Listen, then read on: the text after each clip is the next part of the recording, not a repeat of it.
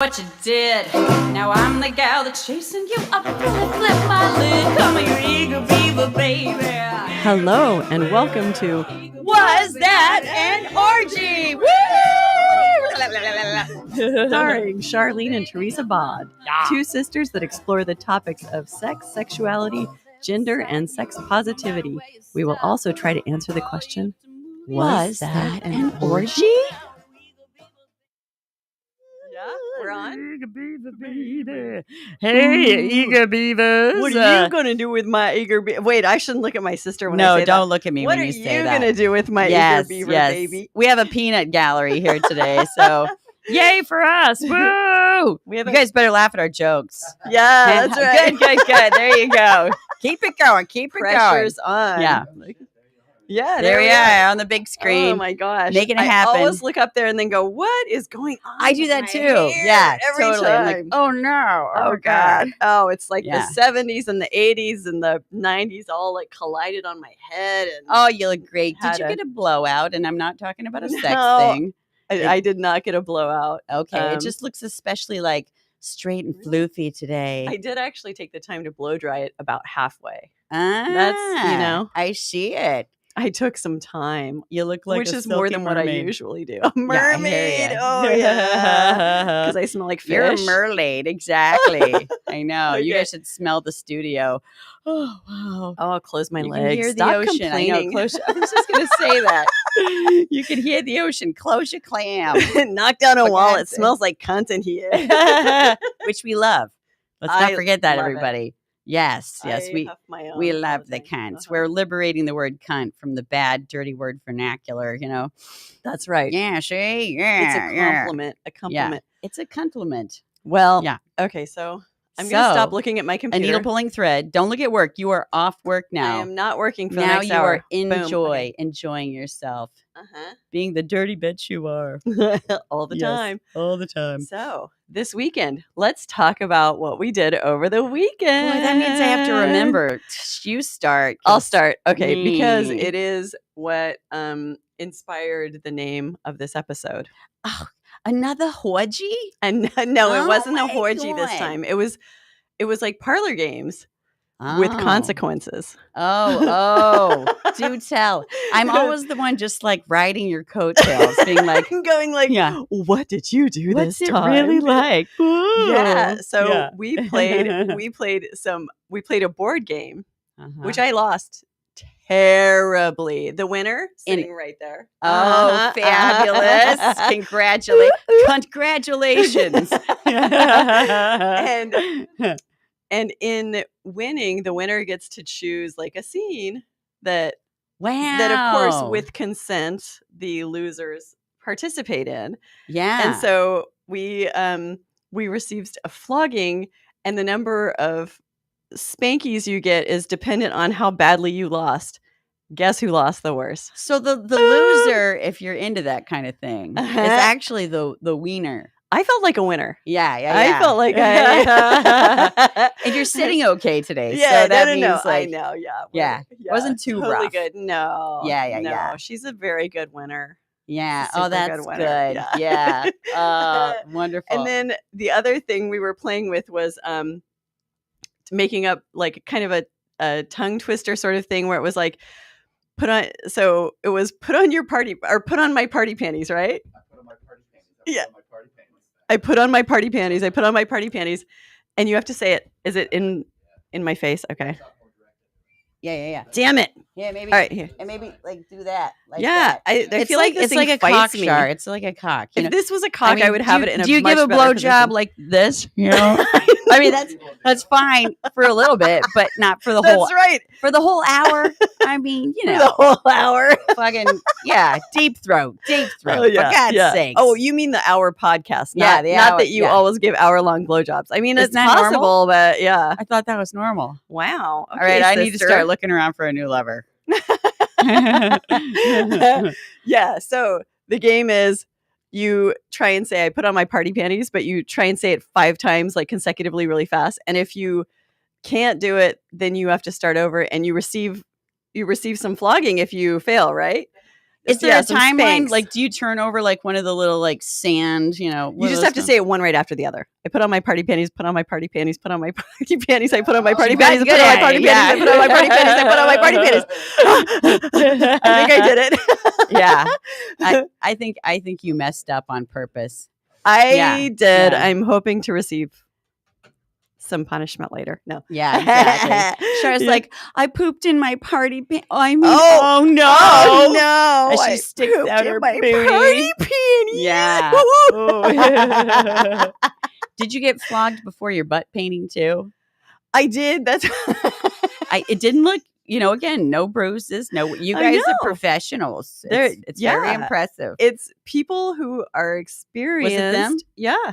Okay. Do wonderful things and there can always be like a little oops, I got a little tiny bruise or something like that, but it's like you can definitely say negotiate. Everything's like a negotiation and a lot right. of yeah. And it's the consent sub, and discussion, but not really the dom, because it's all about the sub's needs, like, how hard and whatever. That's what I like about being a sub. Subs get to be very well taken care of. Yeah, for sure. Right. Hopefully it's a symbiotic relationship. I know. I hope everybody gets something from it. I think they do. Yeah, I think so too. Otherwise they wouldn't do it. Yeah. Totally. Yeah. So that was definitely the highlight of my weekend. And so then wrestling. And then some wrestling. Just because I love at the wrestling. Same party. Yeah. She loves wrestling. I do. And you're a strong bitch. Like, you can take men on. Like, you're amazing. Yeah. I know. So I have some rug burns on my knees from that. Sure, that's what your rug burns on your knees are from. I'm sure. And that's what everybody's been saying. Yeah, right. That's what they're from. I'm like, no, really. You can't second whore. So that was the basis of the game. Like, every time it was something like, say these words like this, and then like if they don't say them right, then it's all about creating a scene, like like at the end of the night. All right, there wasn't any like naked twister. No naked twister at this party. Although that's been something that has happened at like sex positive Portland events. Like you remember the anniversary party? Yeah, there was where a naked twister that night. Queen Laquifa costume. Yes, yeah, naked Queen twister. Laquifa. Yeah. There was like that's my Do you guys okay. Oh my gosh. So the peanut gallery is we're cracking the shells. We're cracking the nuts now you over can here. Look at their nuts. We have look at these nuts. Jeff and Kat. Fucking nuts over here. Jeff and Kat are dear beloved friends and yes, beautiful people. And just wonderful floggers. So good at it. Mother floggers. These dumbasses over here. Let me tell you. They're so good. I know. So good. Wicked good. So naked twister is definitely a thing you can play. The other game that I've played at sex positive parties is when you take Jenga pieces and you write dirty things on them to do, or just like, just sort of like, oh, risque, like if it were a salsa, it would be mild salsa. In fact, it would be more like guacamole. It's so mild. Yeah. But like, so you write like, nibble the neck of the person to your right or something like that. And then when you pull, you can't see what's written on it. So you're tapping out one of the Jenga pieces and then you have to do what's on that. So that's another fun little naughty game to play. And that one can be like, you could make the whole game. You could have your mild, medium, and spicy Jenga sets if you wanted to. And I imagine too, like carving each piece like a penis and putting yonis on the side and maybe a butthole in the end of it. I don't know how well they would stack up. Like that would be more of an insertion game. Yeah. You got your lingam in my yoni. No, you got your yoni on my lingam. Reese's penis butter cups. It's exactly. It's the new penis butt hair cups. Penis my butt God. hair cups. So I saw this high fiber. Totally. So I saw this exchange on social media. This what was it yesterday? No, it was this morning, and it made me laugh so hard because it was like someone says, "Well, how do you like get the front all waxed and perfect?" And then you forget to do your butthole. And then someone responded, well, it's kind of like business in the front, party in the rear. It's like the mullet of like pubic fashion. I love was it. like, oh my God, butthole mullet. So awesome. Long and back. Yeah, exactly. Yeah. So I have to say there are probably a lot of people rocking the mullet. And I'm curious too, because I've been looking a little bit more into like, DIY waxing, because like bikini waxing, it's just fucking expensive. So I'm just agreed. Like, and I know that like there's a certain way you're supposed to pull the skin so you don't like rip off someone's like taint or something. Mm-hmm. But like, if anyone knows out there, like what is the home wax system that you can use? A friend of mine was recently telling me that like they don't use like the hot gooey wax with the strips. It's like these just strips of pure wax that they use. But I'm scared. I would be too. I mean, just like the times that I've had it done, usually I'll bruise, and I think your skin is really similar to mine. So oh my God, it may not. That was the bummer. I was like, I just paid so much money, and now I look like someone just punched me in the pussy like 50 times. Like it's just not good looking. Yeah. And like I can't even see my own butthole, but I can imagine what it looked like. Yeah, donkey punch. It probably looked like Rocky in the final scene when he's like, I love you, Adrian. It's like all puffy and red. It's Right? like so gross. Oh yeah. no. And then like it's a trade-off, because I remember I forgot like what happens when you actually shave. So like after the end of one of my long-term relationships, when you start caring about what your like genital hair looks like again, once you clear the brambles, you have to take the machete to the brambles. First you have to let a goat go in and eat all the big, eat it down. And then, but like I made the mistake of shaving, and I ended up with like the most horrible case of pizza puss. Oh no. It was like honestly, it looked like a pooperoni pizza on my crotch, where it was just like nothing but pussy zits, like all the fucking, and here I was like, I'm gonna shave and impress this guy, and then it was like ring, no, horrible. It's like the teenage boy showed up at the party like, yeah, I'm really excited to see you. Like, oh my God, you just made me think when you were talking about like first have the goat come in, like that would be a whole. I've seen puppy play and kitties, but like goat play, someone who just like wait, are you actually talking about like real bestiality? No, I'm talking about like kind of BDSM, good like puppies and kitties. People what who the fuck? People who like to be the puppy, and then the person who likes to be their owner or whatever. Role play, role playing, yeah. Right. And I was like, oh my gosh, does anyone do the goat? Like, is there someone who's like the goat, and they're I mean, it's a totally different way of being. Yeah, it's hard to get the square pupils. It is. Yeah. But you could improvise. Yeah, totally. I could see it. Daddy. Yeah. That reminds me of actually one of the scenes. Big Daddy. When I was in an improv class,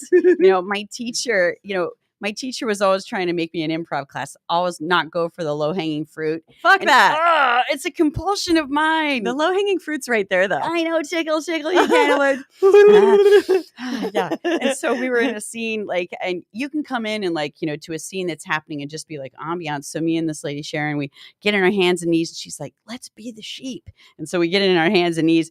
And then like scene's going well, and then right at the end, the shepherd's going to take us back home. And I was like, I sure hope he doesn't sodomize us again tonight. Like that. And, like the whole class goes, oh, Teresa. And my sweet teacher, rest her soul, she goes, Teresa, honey, you don't always have to make it icky. Like that. I was like, but I do. That's what you don't understand. I want to make you business cards now that say, Teresa Bawd, I make it icky. Yeah. I always make it icky. I always make it icky. You can count on me to make it icky. I know. Oh my God. But the horror and horrible. Oh my God. Yeah. No, wait, did you finish your story about the puppies and the kittens? Yeah, that was it. I was just saying, like, it would be really fun to have someone who liked to role play as the goat, and you'd be like, "Can you clear the brambles or whatever?" Yeah, that's going to be my new term. Like they eat anything, basically. Or ass eating. Clear the brambles. Clear the brambles. Yes, exactly. I love it. Oh my God. Then the other thing that came up for me this weekend was this illustration that someone had done for me, like 12 years ago, I think, and it was an illustration depicting a scene that had happened in my life where when I was married to my first husband, his brother was living with us, Mike, Mm-hmm. and I had this very sibling relationship with him. So he's standing in the kitchen and I run up to him, squeeze a fart out on his leg, and start running away. And as I'm running away, my thumbs are pointing up. God knows why I was running like that. Running like this. And my sweet, beloved Balthazar, Great Dane, was standing in the kitchen. And he was probably having the best day ever because we're all just like hanging out at home. And I'm running. And my right thumb just goes right into his butthole. And the poor dog looks at me like, Mom, why? Either that or he was like, more, Mom, more. More, Mom. Do dogs Yeah. have prostates? They have You anal actually know. glands. Yeah. I don't know if that's, I don't think they like having their anal glands expressed. Yeah. I think it's kind of uncomfortable. At least when we had to have it done for him, it was uncomfortable. So anyway, I'm sorry I asked. and I Go took on. the, No, and I took my thumb, and then I was chasing Mike. Yeah. Because I was like, I remember butthole thumb. you told me about this, and I said, did your nail turn into like a shit shovel? Did you get poop all over you? And you said, no, there was just a little juice on it. Little juice, little butthole Maybe juice. it did, milk his little anal gland. It Just a might little have, bit. yeah. Exactly. So anyway, that memory came up for me, and that was a really sweet and fun memory sweet where it was memory. very sweet. Yeah, I was like, did you give a close? oh, remember when I used to fart on Mike and chase him around with butthole thumb? Like those were the days. Right, those were the days. Now I'm so serious Yeah. all the time. Yeah, Yeah. I remember when I found out he was sleeping with Danielle, your old best friend, who's now his wife. And I said, Mike, so I heard you did the primal poke with Danielle. And he turns to me and he goes like, Teresa, just let me know when you get like an ounce of, oh God, what was the word? It wasn't sensitivity. Decorum? Taste. It was like that. I think that Decorum's was definitely more multisyllabic than the word he chose, but an ounce of taste, something like that. Anyway. Which just makes you want to say those things even more, doesn't it? It does. I mean, it's like the best way to get me to stop doing a thing is simply to ignore my bad behavior. Yeah. That I will stop. I'll be like, oh, that didn't get a response. I know. If someone acts disgusted by me, I'll be like, oh, it's on. I found your Achilles heel. Yeah, I know. I know, it's terrible. We're cut from the same cloth. I know, it's awful. Well, and Going to hell we together. definitely played that game with each other where you and I would sit at the dinner table and Mom would make that meatloaf that had Swiss cheese oozing out of it. Mm-hmm. And you and we'd look at each other and I'd be like, there's pus running out of your meatloaf. And then you'd be like, there's snails going across the window. And I'd be like, yeah, Right. yeah. Yeah, who can gross each other out the most? Yeah. I know, when we weren't Oh my punished God. for it. It's their fault. So do you have a report from the weekend or should we jump right into questions? If I can't really remember, then it's not the best sign. Okay. Yeah. Well, no, that It's might like- mean that you had a great time. That's okay too. I just haven't been doing like the, ethical non-monogamy thing like you have, I've just been kind of like, again, like I'm ethical, you're the slut. So ethical slut. So yep. Boring. Yeah. Oh, well. You're I know. having fun though. I'm having a good time. Yeah. I'm living large. You're Large mom. well, you're having your own growth and change and all that stuff. So that's Yep, exciting. and Fuck Fest. Don't forget the Fuck Fest. And the Fuck Fest. And That's I'm having a important. Fuck Fest. That's is that's great. the best part. So this question is from one of our We're gonna answer questions. serious listeners that we So know serious. we know that they're in tuning in a lot. So I'm hoping that they're Tuning into tuned in what's this tuna. time. Yeah, So I'm going to go ahead and read it word for word do it. because I like the way they worded Except it. for as well. the missed word at the bottom. But go Is that word cunt? now. Oh, Oh, boy. there's a comment coming up. Well, Comment, maybe we do that comment. first. Good job with the consent. He's watching. Uh-oh. Oh, Uh-oh. boy. We're in so much trouble. Get it right. Yeah. Now I know who it is. I didn't know who was. but now I know. I'm gonna get him. 2 thumbs up. Hey, right up your ass. So, in ethical non-monogamy, also abbreviated sometimes to E&M for those who don't know that, I found that more difficulties with envy than with jealousy. So, first of all, we can kind of get into the difference between envy and jealousy. And jealousy is like I think jealousy is kind of like feeling this loss and kind of sometimes fear of like something being taken from you, or you not kind of like something being taken that you can't have, or like a fear of lack of resources or something like that. Envy is more like, oh, I really want to be part of that thing. Totally. Like there's, at least FOMO. that's how It's I see. FOMO. Yeah, it is kind of Okay. FOMO. Oops. Okay. Don't fuck it up. I often find I'm totally fucking it up. Good. Just guaranteed. I often find myself feeling excluded when partners or friends are having fun in some way or another, and for some reason I don't participate. I totally feel happy for them, but to have been but I totally feel happy for them to have been able to enjoy the moment. I don't know how I can better make myself feel desired or included. Should I be more present?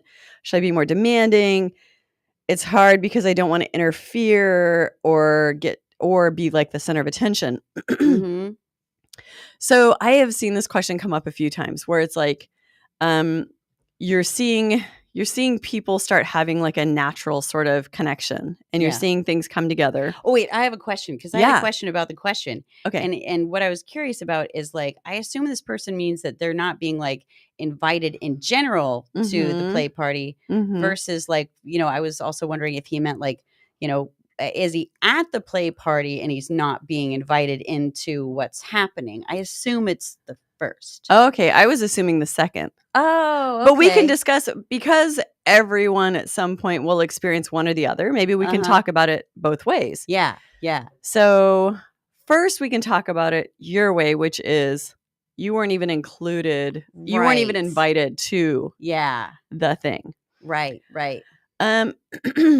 So I hadn't really thought about that. I don't know if you want to go first so that I can kind of think about it. I thought about that because that's how I took it. Great. And the first thing I thought is like, because something like that happened to me during COVID, but it was actually a non-sexual group of friends where, they're old friends, and they were inviting my roommate to go out to some person's property all the time. And they decided to be an air bonded pod, but she lives with me. And so like, it was like, I was thinking like, well, I'm air bonded with my roommate, and she's going. And so it was really challenging, but I just had the nerve to ask, like, I'm just curious, like, why I would love to go, and I don't want to push myself on the situation, but I notice I'm not being invited. And then she hadn't really thought about it. She said, oh my God, I don't know why. We were just sort of imagining keeping something small and air bonded, but you're roommates. And, it just took that. And then all of a sudden I was invited. And so I think like kind of like gently asking, making it known that you want to participate in that. And then of course, like myself, I always make like the disclaimers of like, I don't want to be a part of something that I'm really not wanted at. Yeah. But I would love it. I'm willing and available. And then, if it doesn't work out, then of course, I just want you to tell me, I want you to be honest about it. And so make your interest known. And then the other thing that came to my mind is like, I think it's easier on all of our egos to be invited to something, and harder, takes a lot of good self-esteem, like you got, to just make your own. You can always just make your own too. And but that really is putting yourself out there in a big way. Yeah. To it takes a lot of confidence to know or assume, or at least try to be that, like have that much self-worth, and to know that you're desirable. Kind of takes that. Right. And if you don't already know that, though, this is a great opportunity to give it a shot and see, how desirable you are, at least by these people. Right. So, well, and I'd say that it's if you're creating, like, let's say you're creating a group, or you're creating like a, sexy party or something like that. It isn't just about you and how desirable you are, but it's also about your curation of the group and how, like, them sort of trusting you to bring together a group that's really going to gel, because not everybody's going to know each other usually. And so they're going to be like, well, do I know this person to be, aware of who I am and my preferences and tolerance and, all that stuff? Or do I think that they're just going to like invite everybody and make this big crazy thing that I really don't want to be part of. So Right. I think it is like also kind of them trusting you in that way, but then also their level of comfort. Like there just might be one person there they just don't like. And you may not, as the host, even know that. And so someone might not even tell you why they're not showing up. Right, And that's okay too. Like that's the glory of like communication too, is to just make yourself vulnerable and ask so that you don't like project that narrative on the situation, end up with like an ego wound. And I imagine sometimes too, it's like, just like in love and everything, sometimes you got to fuck a lot of toads to find, which ones doesn't give you warts. And it's the prince or the princess or or the thems. We don't have a non-binary term for that. Royalty that's non-binary. Just royalty. Let's work on that. The royalty. The royalty. I like it. Yes. Royals. Snap. The royals. Yes. Yes. That's what came on my mind. Mm-hmm. That's what your mind jizzed out. So I was thinking in the second scenario, if it's a live situation where there are people that you're that are interacting, let's say, okay, scenario 1 is you're at a sex club with your partner, and then there are other people there, and your partner starts interacting with someone, and let's say starts interacting with both of the other partners. Yeah.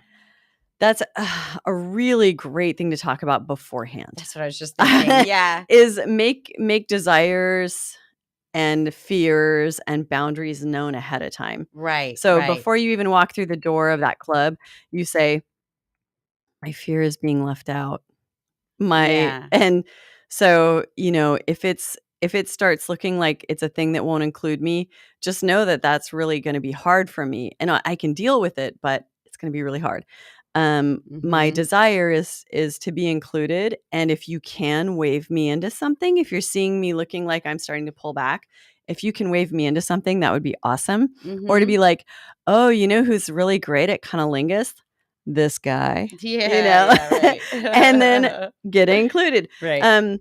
And then boundaries are, just saying like, and what I would like to have happen, what I would not like to see happen tonight are these things. And then to kind of have that conversation ahead of time. And then, try and keep them really simple, because we all know that when we go into those kind of sexual situations that like we do get flooded with all sorts of beautiful, delicious drugs, hormones, all that stuff. And so you mean internal drugs? Yeah. It doesn't mean we're taking drugs. You don't need to take drugs in that situation at all, because you're just oxytocin, serotonin, endorphins. Those are the drugs. Yeah, exactly. So so just kind of knowing that also when you express those desires, fears, and boundaries, that to keep that really as simple of a conversation as you can, and to keep the language very simple so that it's really easy for your partner or partners to remember. Because going into a situation with like a billion words floating in your head, you're not going to remember a lot of them. Right. Or at least I don't. And what comes to mind too is like, remember how like, Dad had a thing growing up where like he hated when we smacked our lips at the dinner table. And then so we inherited that as children, that like we would start to look at each other. You're smacking your lips. You're smacking your lips. Yeah. And you with your big braces, I can't even close my lips around these braces. Right. We were just like projecting, dad shit. But then Mom got like to a place where she was like, all right, when you notice the other one smacking their lips, like instead of like saying it at the dinner table, which humiliates each other. Yeah. She told us like, create like a hand sign. Like, so she told us to pull our earlobe, like to say like, you're smacking your lips and it makes me want to fucking puke. Yeah. So maybe, I was thinking like even a hand symbol, if you're in a club, and you want to be a part of it, like just have some kind of signal, like, whip it out and jerk off. And I don't know, something more subtle than that. Like maybe, have some kind of a signal to let them know. And then, a signal back. Like, and ideally it's a signal that doesn't pull the person completely away. Like, okay, if I say I'm going to the bathroom and you need to follow me to the bathroom, I mean, that's a good signal for we need to stop this entirely because I'm dying over here. That's an okay signal for that. If it's short of that, where it's like, hey, can you find a way to include me? Something that doesn't disrupt the whole scene would be Right. nice. Something Right. that's kind of like, like the ear pull, or even like just kind of a brush of the arm or something, just something that looks really loving and doesn't come across as like, hey, I want to fuck. Yeah. Yeah. Because there is a lot of communication sometimes that has to happen in those situations, and there's going to be the communication between you and your partner, and then you with the other people, and then between them sometimes, and so it's like kind of you're playing like the telephone game. Right. Yes. Well said. I I like that. Those are good skills. You should Peanut Gallery, do you have anything to add to that? Yeah. Did we miss anything? Penis Gallery. Penis Gallery. You're evolving right before our eyes and thighs. Which one of us is the Penis Gallery? Yeah. I think you might be the. It speaks for that part of itself. it. Look what you did to her. Look what you did. No, just assuming you did. We're not on camera. Yeah, exactly. You can say what you want, or don't say anything at all. Not to put you on the spot. But if you ever want to chime in, you just can be like, you can give us one of these nonverbal cues and be like, Mr. Cat. Yeah, like we used to do in elementary school, where you're like holding your arm up for so long that you're like, yeah. Or you can give us your own special sign, whatever. Zip. Yeah. Just kidding. One of us will notice it. Smacking my lips? That's going to get my attention every time, by the way. Yeah. Right. The tongue between the fingers. Yes, I'm like, yes. Oh, hello. V is for victory. I'm paying attention. Now I am. Oh my gosh. So what's so did we?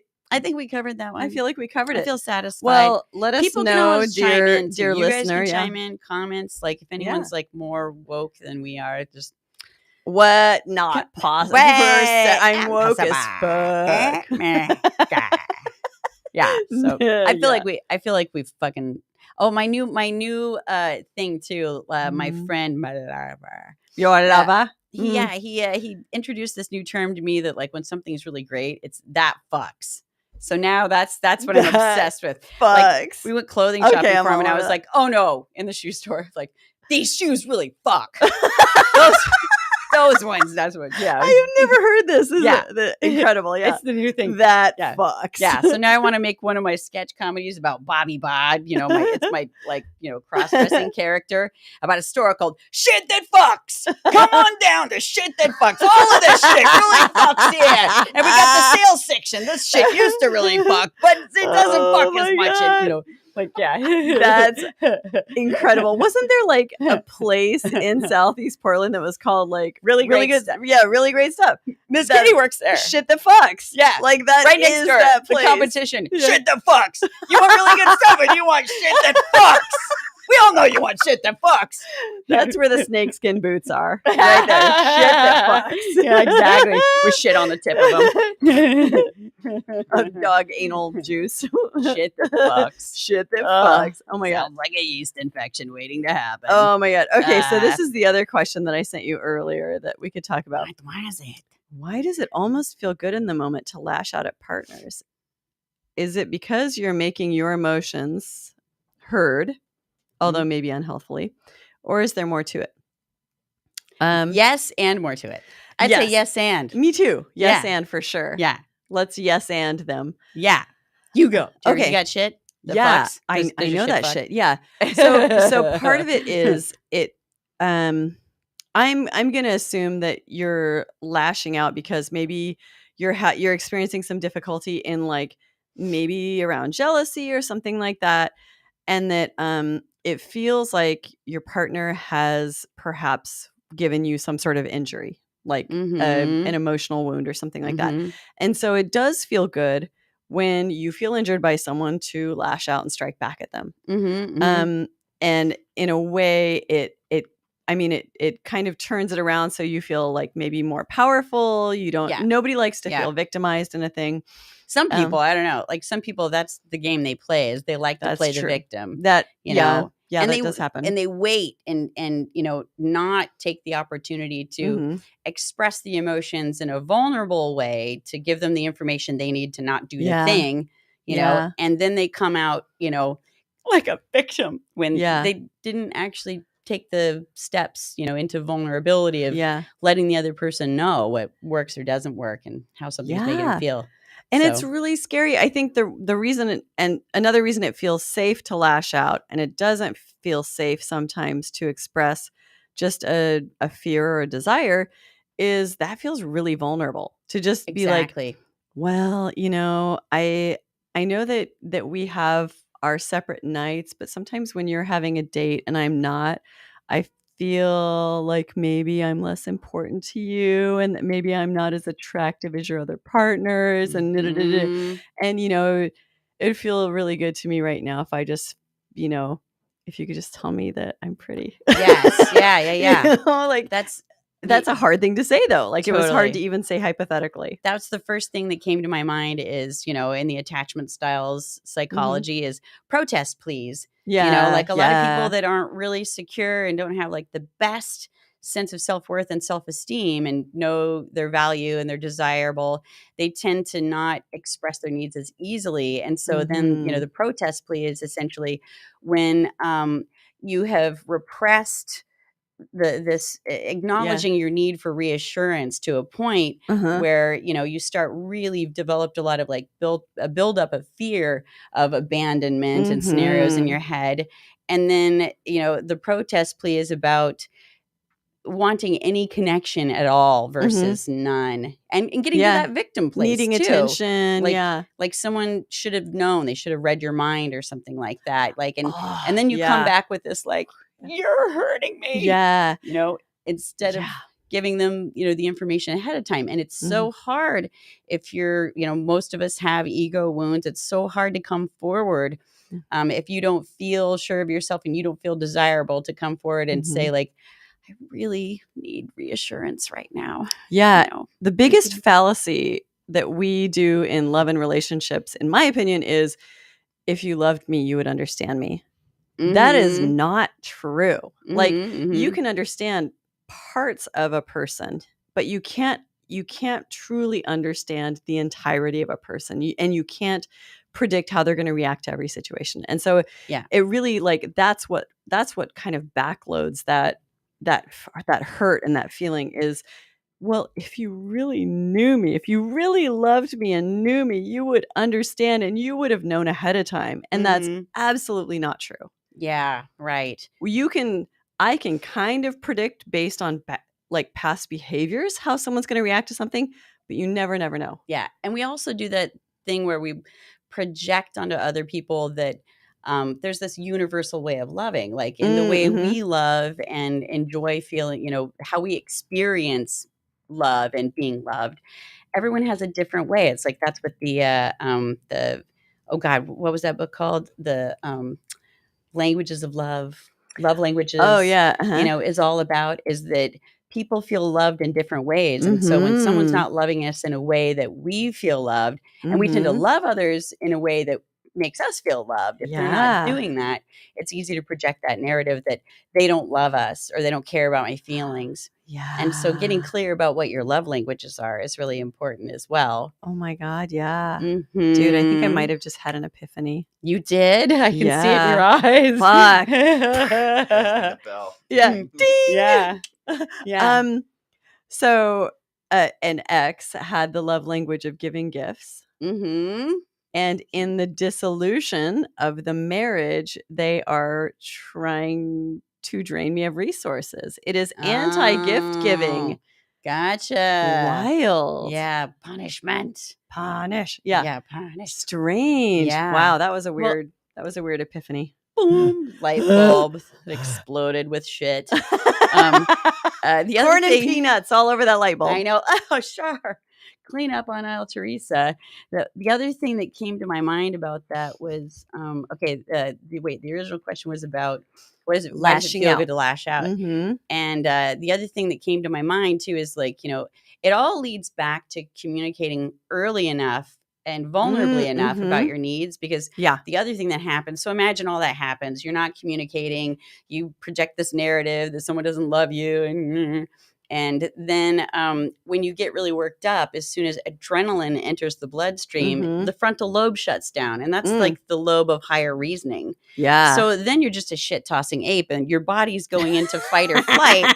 And usually when it's like someone you love, you know, and you're not afraid of them and you're just angry, your mind goes to war. Yeah. It's not able to reason, you know, and then if you combine that with like the protest plea, like that, I want connection, anything. And I'm going to act out because I want you to show me that you really love me. I will, you know, even if sometimes I think that's what people are hoping for. They're hoping the other person is going to be like, no, you know, calm down. I love you. So they're come back. It's almost like an attempt at getting the reassurance in a passive aggressive kind of a way. Very dramatic. And once your frontal lobe shuts down, like ain't nothing good gonna happen. Like you gotta like take your walk, breathe deeply, and reapproach, because until you have like, you know, your frontal lobe back, you're shit tossing ape. For real. Yeah. Not, you know, calling whoever said this is shit tossing ape. We're all shit tossing apes at some point. Like, Yeah. I've certainly been there. Yeah. I think that brings up a good point when you say like you kind of put up with a thing, you tolerate it. Don't tolerate something that at its core you know feels intolerable. Like, right. Be clear about your needs. You just, and even if you say, I am having a hard time with this thing. You know, I know that we signed up for XXX, but I'm still having a hard time with it. And just saying those things ahead of time is going to stop it from becoming a pressure cooker. I always use the pressure cooker analogy because I used to be a total pressure cooker. I would not say anything. I would deny my needs until I was just freaked out. And then I'd be like, what the fuck? And then it was like, and then once you get to that point, shit tossing ape. It's so hard to verbalize what you need, why you're upset, all that stuff. And so it was like, now I know to just kind of like let off a little steam every once in a while and just be like, I'm having a hard time with this thing, or I really wish this could have happened, or, you know, whatever. Yeah. And let it just, even if it sounds unreasonable, maybe still try saying the thing, even though and I think we all have these really high ideals of like, well, if I were truly an enlightened person, I'd be able to, you know, divorce myself from my ego. No, ego is actually an important part of us. If we were completely without ego, I'd be like, oh, I don't even care about my own survival. Yeah. You know, it's like, so ego is important. Go ahead and let yourself have an ego. And just, you know, acknowledge it and say, yeah, I might be even being unreasonable here, but this is just how I'm feeling right now. Right. Like do the deep breaths ahead of time when you feel that need to lash out. You know, that's when you want to like, okay, you know, I'm upset. I need to go, you know, in the other room and like take deep breaths and get calmed down and ask yourself, what is it that I really need? What is it that I really want? And to be able to be clear with the other person about that. And time too. It's like everything, you know, when we work up a dialogue in our heads, we can get so flustered and overwhelmed, and it seems so all important to figure it out now. Right. And if you can be patient and realize like this isn't life or death, to put a little like, you know, fart bubble of patience and love and cotton candy around it, and know that like you don't have to figure everything out to be okay, you know? And also like maybe just take a look around and you know, it's like our reality is what we're focusing on. So if you can actually like pull back the telephoto lens, I mean, this is something that I do sometimes is like pull it back and pull it back and pull it back till I see, you know, the blue planet with the clouds going over it and all the people, you know, and it gets quiet and just realize people sound like chickens. I'm one of the bracks. We're all the gawk box.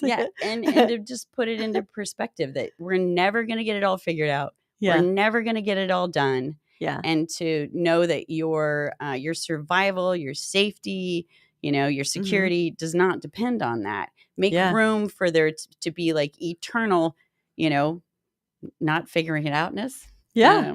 And we're Ambiguity. never going to do it. Eternal There you go. ambiguity. You and your words. Be good with I love it. ambiguity. Yes. And the other thing that came to my mind as you were talking as well is physical pain. Sometimes your body isn't great at realizing that emotional pain and physical pain, like in some ways they hit similar pain receptors in your body. And so or in your brain. And so when you're feeling emotional pain, sometimes there is that desire to try and make it go away really quickly, because imagine it's physical pain and someone's injuring you. Of course, you need to stop that injury so that you can start the healing process.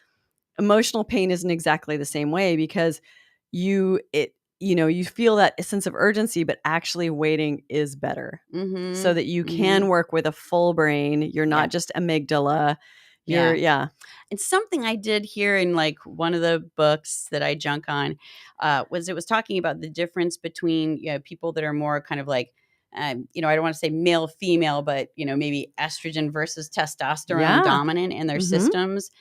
This book was just describing men and saying that women tend to get back to a place of men sustain physical arousal longer when there's conflict, that actually, because men's bodies are designed to more be hunter gatherer, warrior protector, and so that there's actually a physical agitation that happens. And it gave me insight to the last long-term relationship I was in, where when we'd start to have conflict, he would start to pump his fists. And it was intimidating to me. And I used to think you're trying to intimidate me. But then in this book, it actually said that their bodies, when their frontal lobe shuts down, their bodies are preparing for war or flight. And so there's actually more of a physical agitation in people that are more hormonally towards, men. And that it's especially important for them to take the walk and breathe, deeply and calm down. And that, people that are more on the estrogen side need to actually make sure, women, or estrogen side tends to, fear more this provider leaving. Right. And so we're no, don't go away. I need you to resolve this, especially if they're more anxious attachment style, no, I need to resolve this right now. I don't feel safe unless we get to closure and reattachment. But if you don't let them go and calm themselves and breathe deeply, it's just going to be a continued shitstorm, So I agree. And that was something that I definitely learned in my first marriages. He was really good at taking a walk or leaving a situation. Oh, that's when good. He felt activated. And at first I kind of felt like that was him leaving me. And then I, after a few punishment. Times, and then eventually I kind of realized oh no, he's actually way better when he comes back to me. And so it was a thing where I learned to calm the fuck down. And just be he is going to come back. So calm down. And when he comes back, he's going to be a more centered human. He's going to feel better. And hopefully I'm going to be a more centered human as well. And we can meet eye to eye more. Right. And for those that have more of that, fight or flight system, they need to go take a walk. Say when you're going to come back. Say when you're going to be willing to resolve the situation. And fucking do it. Because if you don't do it, then you are starting to fuck with people's psyches, attachment styles. If people are anxious and they have a fear of abandonment, and you keep leaving and not come back, it reiterates you're not worth it. So gotta fucking come back. Generally, as a general rule, I like to think that things you can come back within 24 hours. If it's sooner than 24 hours, that's lovely if you feel like you're up for it. But just say, I will come back within 24 hours and we can talk about this and resolve it. Communication Miracles with Couples, one of the books I read, it was also saying that the author highly recommended having these attuning rituals after conflict, because people do sometimes get into punishing each other by stonewalling. All right, well, I'm just going to withdraw my love and see how you feel about that. You'll never ask to have your needs. You'll never confront me again. My ass is an iceberg. So he was saying that sometimes, at least he was recommending that it's good to request, like, I think he called it a spoon tune or something like that, where like you at least agree to have like a 60-second hug, because he found that like when people engaged in this hug and just felt each other, you don't talk, you just breathe, that in that time they started actually feeling in tune again, and feeling the love, especially if you're not focusing on punishing them. You're like giving them the most stiff robotic hug ever. Do you like this? Beep, boop, Here's boop, your and fucking make hug. beeping sounds. Beep, boop, boop, boop, beep. Beep, boop, boop, here's your hug. Yeah. Branches coming in. Right. Totally. I mean, you gotta play fair. Yeah, You gotta absolutely. try. Everyone has to try. Koala hug him. Yeah. Oh! What's a koala hug? Koala hug. So that was that's one of my wrestling moves. Uh-huh. When I'm just being like the immovable object that's just like a big heavy lump of clay. Sometimes if someone's above me, I'll just like wrap my arms and legs around them and just hang off of them and be like, I'm a baby koala. Try to move this bit. I love you, mommy. I love that. I might have done that. Yeah. Oops. Ooh. And he lived to tell about it. That's right. Yeah, exactly. And then he climbed in your marsupial couch. Why am I sore? Shit. Yeah. Well, in closure of this question, which is it's a really good one about like, lashing out. It's so important. It a lot of this still comes back to, I feel like if you can not wait until you're upset, like as soon as you start to feel upset about something, rather than start to devalue your own worth by thinking to yourself, like, how many of us have thought like, I'm just going to play this cool. I'm going to be cool about this and, stifle my emotions and grow a tumor inside instead. It's love that. Just from the beginning, start to make yourself vulnerable, and you can say that it feels vulnerable. And what does Brene Brown say? Vulnerability is the backbone of intimacy and trust. It's true. It's true. And I've definitely found that within myself that I had some great conversations with a partner this weekend where we were really vulnerable and they expressed some desires to me that were like pretty unconventional. And I was like, that makes me feel closer to you. Isn't that lovely? Yeah. Whether you want to do it or not.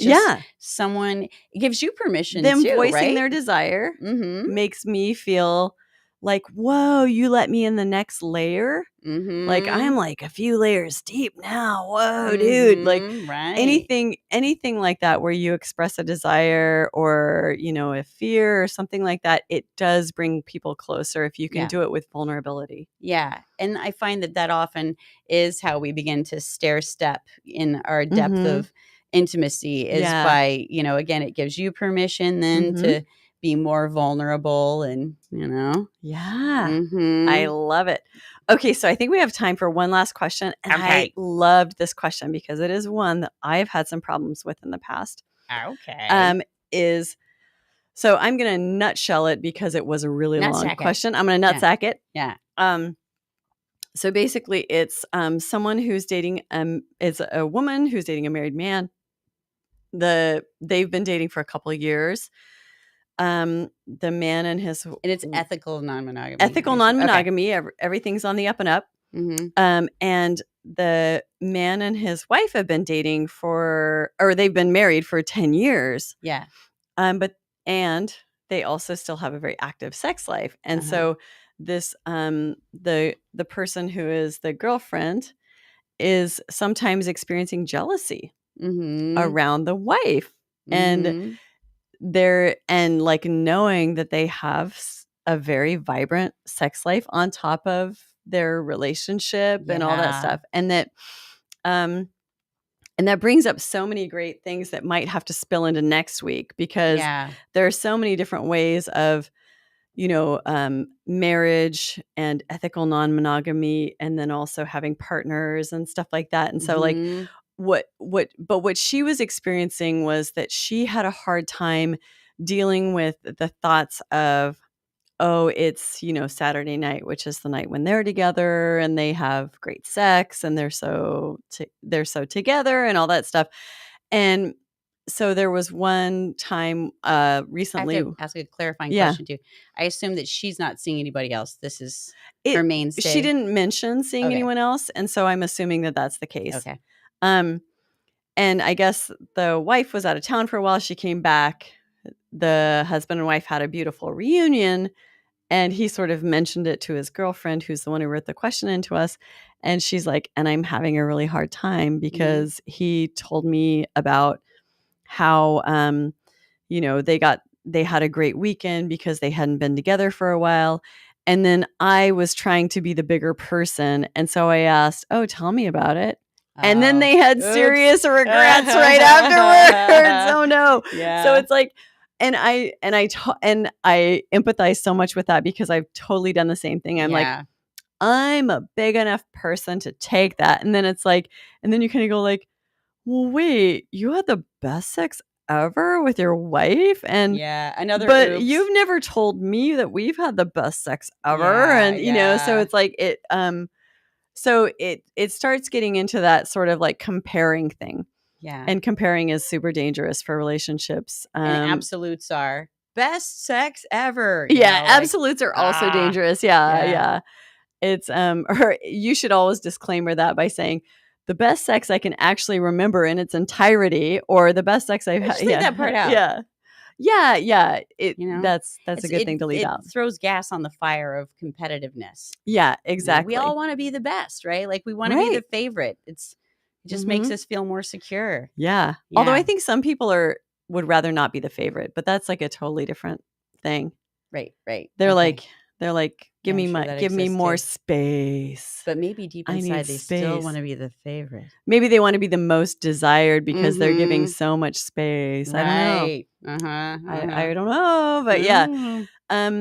So I think, well, first of all, I think you definitely sort of learned where your limits are in asking that question, and then in receiving the answer and how you felt about the answer that you received. Like you basically learned, I really don't want details. Right. And a lot of couples get to that point where, and whether you are married or dating or whatever, whatever you are in that relationship, realize what your comfort level is with the level of detail that you want. And even if your partner desires more detail, you can ask for as much detail as you want. You can say, I prefer to only know things that are about my, about STI status or something like that. Like it can be very bare bones. Yeah.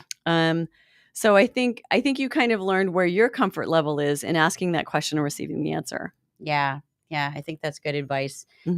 Trusting your emotions. Like, it's like if your emotions are feeling uncomfortable, then finding a way to clarify and voice that is really important. So many of us do that. Like, I'm just going to try to be cool and I'm just going to try to deny myself and pretend to be somebody else so that they'll like me for who I'm not and I'll have security. It's like, no. Yeah. Give it a chance. It sounds bizarre when you verbalize it like that, but that's what we're all doing. Yeah. And sometimes, or we have done, or maybe will do, or whatever. Yeah. Yeah. It's so funny. Yeah. I think that's a really good point. Yeah.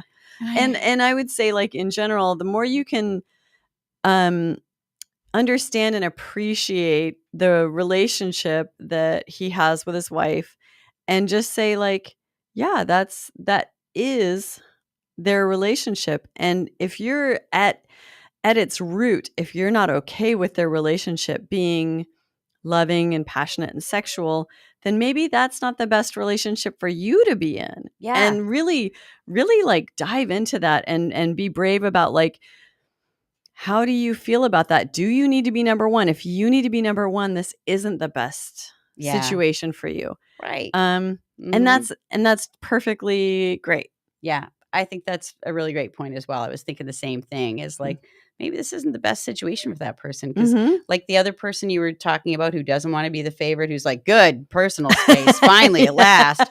They might love that. They'd be a pig in the mud with that. But then, if it's torturing you, and it's so hard when we get ourselves into those situations where we try it on and the good parts of it feel really good. And then we start to have sex and then we develop attachment. And then we don't want to have to go through the pain of detachment, because like in the human mind, psychologically, that's part of the what the brain goes through that makes breaking up so terrible, especially in this kind of autonomous, monogamy based culture where you, instead of having tribe and community, most of your needs are projected on one person to fulfill.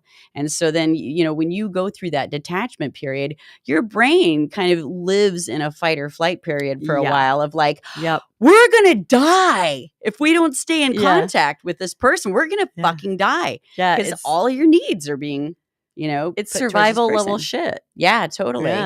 Yeah. So also diversifying her needs came to my mind as well. Like, maybe that would make her situation with the married guy more tolerable if she had her needs diversified more, Right. And it wasn't all on this one person. So yeah. And that's definitely something that I practice, where even if I have like new I was going to say, you think.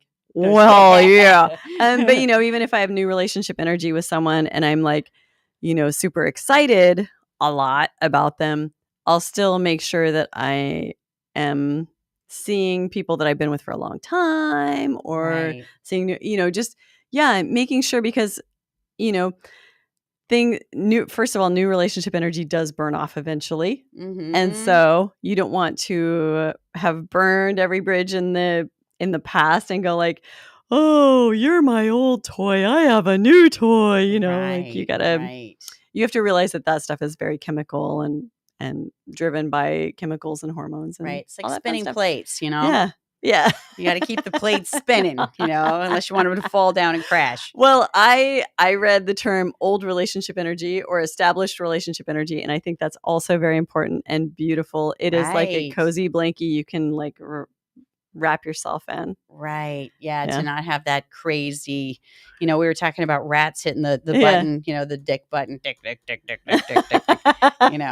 Break it up a little bit, Take yourself out, see some other rats. You just sounded like electronic dance music. Wow, look at that. We're out of time. The whole hour. We didn't even get through all the questions. Holy shit. I didn't even know about all the questions. Send them over. I will eventually. So, eventually one day we're going to hook up your fucking PayPal and Venmo. I need to make a new PayPal that isn't that isn't my actual just name. Yeah, like my namey name. Your namey name. What's that in Orgy? Yeah. There you go. I got to do that. Yeah. I don't know how else people could send money. Patreon. Yeah, we do have Patreon. That is but a lot of people are like, what the fuck is this Patreon bullshit? And they don't want to it's not the easiest. Yeah. I got to say, it's a little bit. That's fucking stupid. It's a little stupid at times. All right. By our next episode tonight, we're not leaving until you make some goddamn and all the bullshit. Like and subscribe because it really does help us like get into closer to being with like Google AdSense, so we can have like annoying mid podcast ads. No, I'm just kidding. We wouldn't choose that. Have you tried Shred 50 Max keto version? And by the way, the next thing we're gonna offer you is a moo. I love it. We won't do that. Those are the ads I get. Yeah. I can't decide if I'm like, mine are all like erectile medications. I don't fucking understand where. It thinks you're a middle-aged male. It totally does. I know. Maybe it's all my impressions of Bobby Butt and dick, old man balls. They somehow made it. Probably because I have been looking for all that guy. You have been. You've been totally doing that. That's why. Fake dongs I can stick down my pants and shit. Oh, fucking A. Yeah. That's awesome. Okay. We digress. Yes. See you next Tuesday. See you next Tuesday. Goodbye, see you guys next Tuesday. We love you. Bye. Goodbye from the Peanut Gallery too. Now I'm the gal that's chasing you up. Really flip my lid. Come here, eager beaver, baby. Eager beaver, baby. Eager beaver, baby.